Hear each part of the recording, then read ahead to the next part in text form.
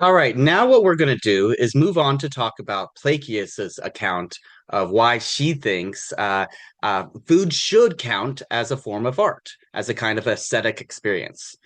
So we're going to get into her chapter and look at some of the reasons why people have been opposed to this throughout the years. But first, let's just go ahead and recall what our basic definition of aesthetic experience is, the way that I'm defining it, at least. And the way that I've defined it, this is kind of the traditional approach is that it's an experience in which we perceive, attend to, and appreciate the different sensory or formal qualities of some object, event, or some phenomenon in a kind of a reflective way, in a manner that goes beyond mere practical or bodily usefulness. So now let's focus our attention on the question at hand. Can food itself be an object of aesthetic appreciation? Can it be an object of art?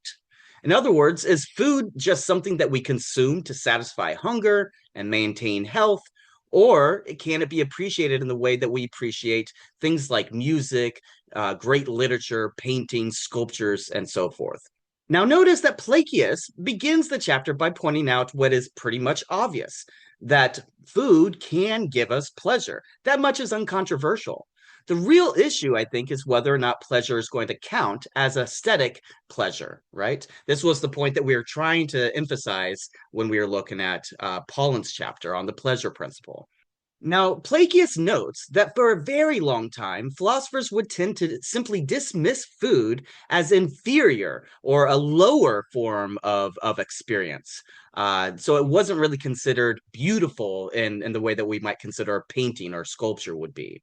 But why is that?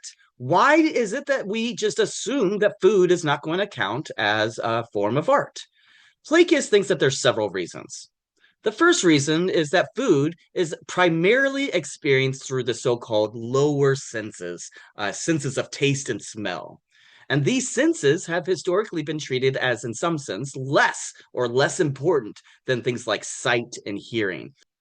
What I'm getting at here is that philosophers paying attention to perception and philosophy of mind oftentimes interpret everything in terms of either our visual experiences or maybe some sort of an auditory experience.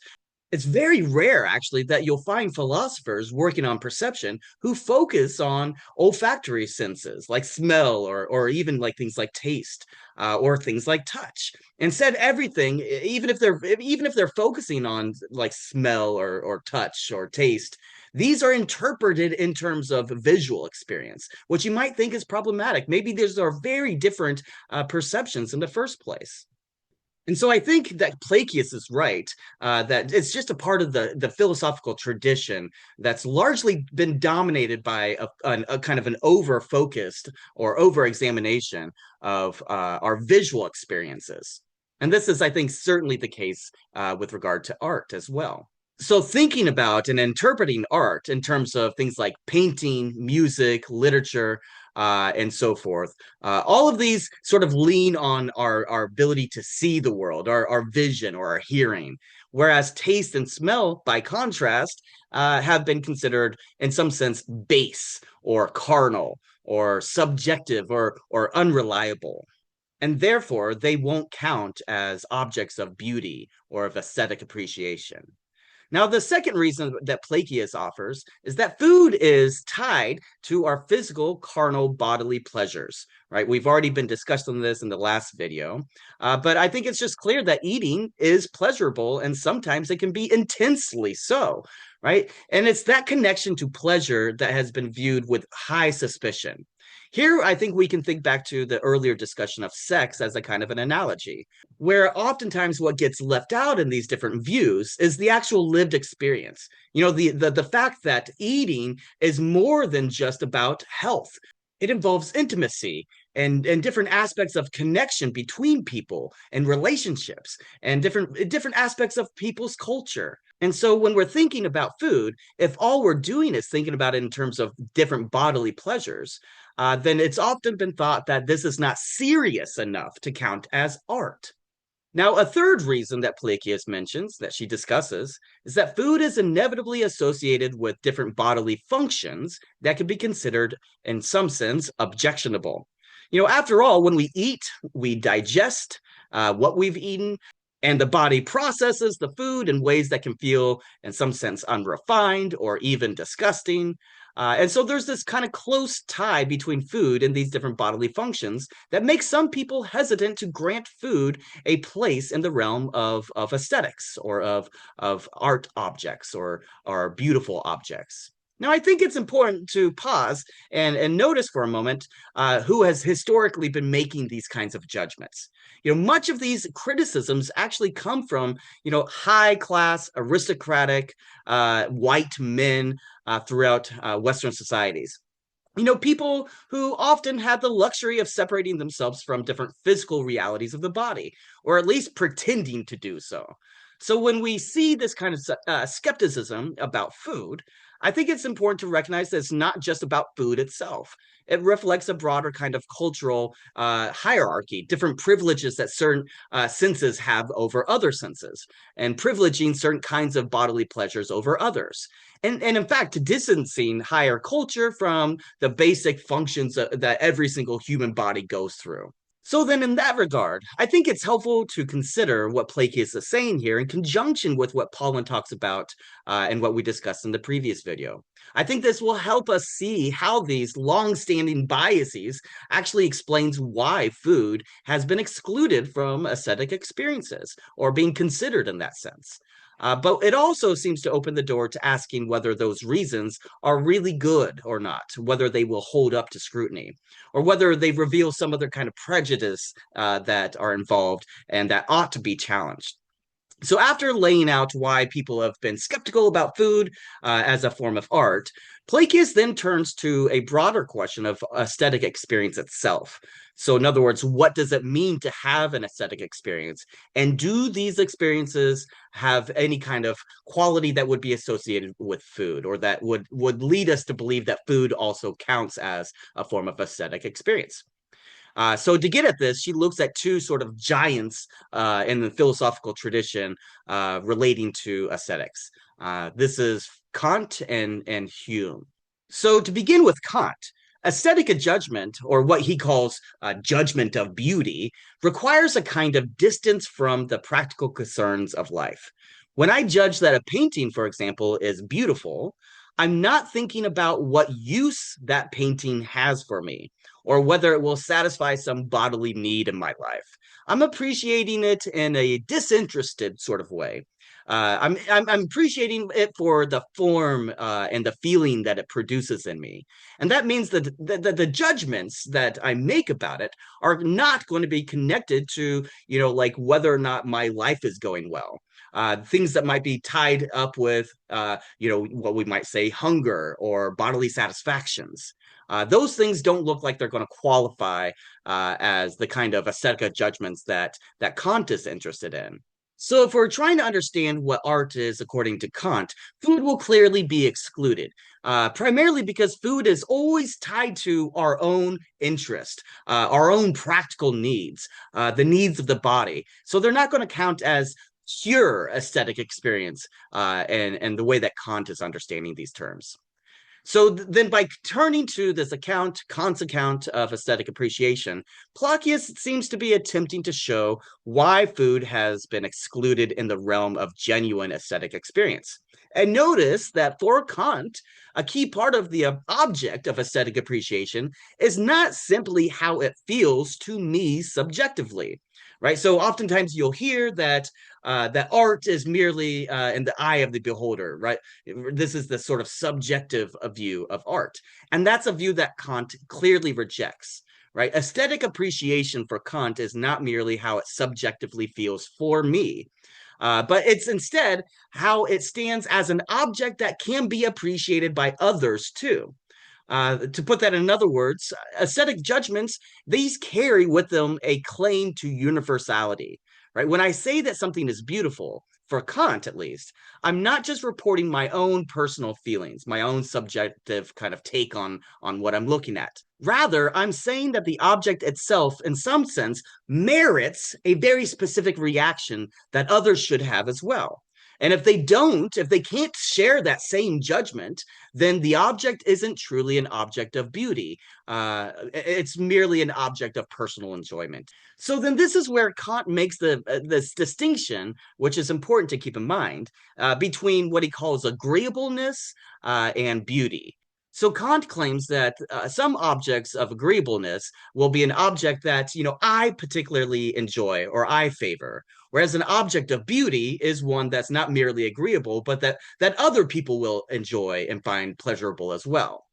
To put that a bit differently, an object of agreeableness is pleasing in a purely subjective way. It's enjoyable and pleasurable for me, but that doesn't demand or expect the same sort of reaction from others.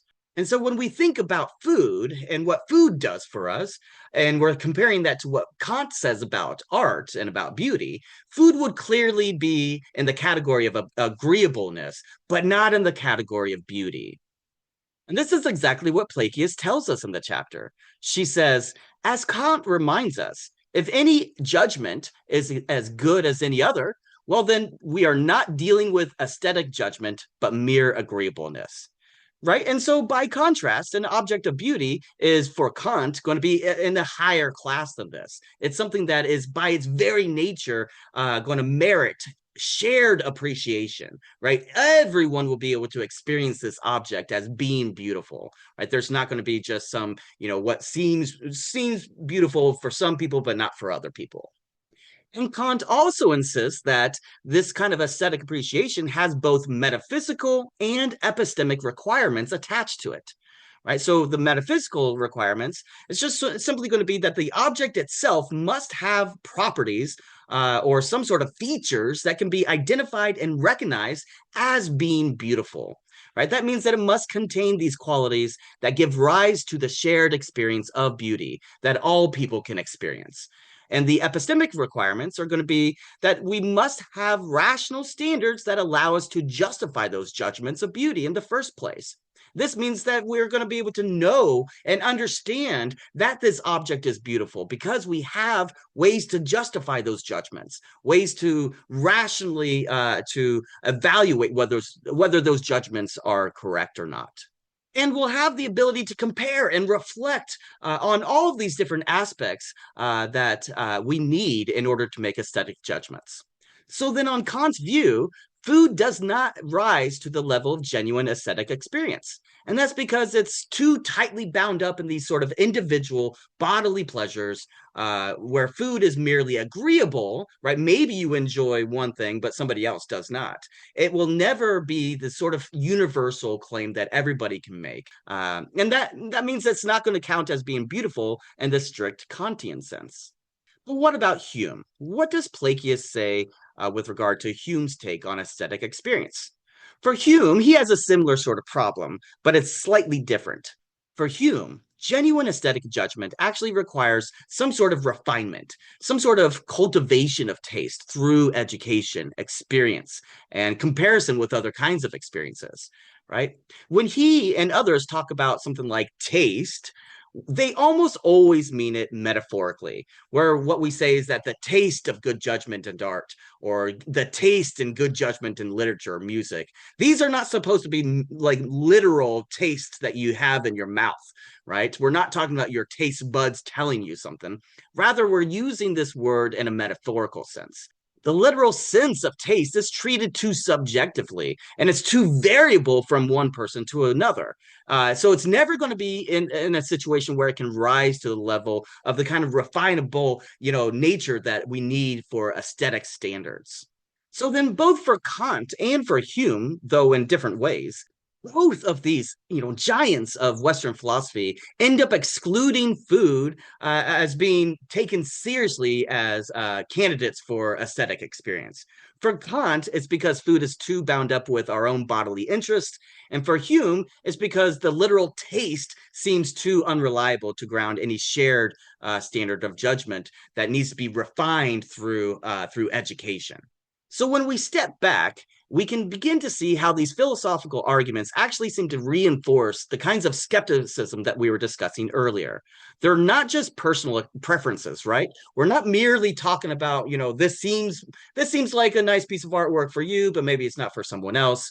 Rather, they're actually woven into the very definitions of what many philosophers have described as being art itself, as what counts as aesthetic experience in the Western philosophical tradition. And again, this raises various important questions. For instance, are these genuine insights about the limits of aesthetic experience, or do they better reveal different cultural prejudice about our human senses, about different pleasurable experiences and human experience, how it gets taken seriously in the first place? Still, I think folks like Kant and Hume, we can recognize them as emphasizing the importance of shared standards in aesthetic judgment. Even though their approaches are slightly different, recall for Hume, genuine aesthetic judgment requires the cultivation of taste through different kinds of experience and education, whereas aesthetic standards are not purely subjective. They are developed through careful reflection and guidance of experts in the arts. And when it comes to the literal taste, what we feel in our mouths, for instance, Hume sees that as a problem.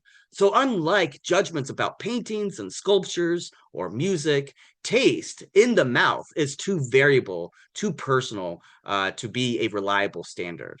Now, Plakias does emphasize that when we're thinking about both Kant and Hume's view of aesthetic experience, we should not take that to automatically imply that food is unimportant or irrelevant, right? It's not that food doesn't meet any kind of criteria for what counts as being good, right? Taste may be enjoyable for all sorts of different reasons. But according to Kant and Hume, these sorts of experiences are not going to generate the shared rationality that we need that will ground various judgments and allow us to distinguish aesthetic appreciation from mere personal satisfaction. So when we are thinking about Kant and Hume, we should take this to illustrate why the philosophical tradition itself has tended to overlook and dismiss different experiences that we have regarding food as being genuinely aesthetic experiences, right?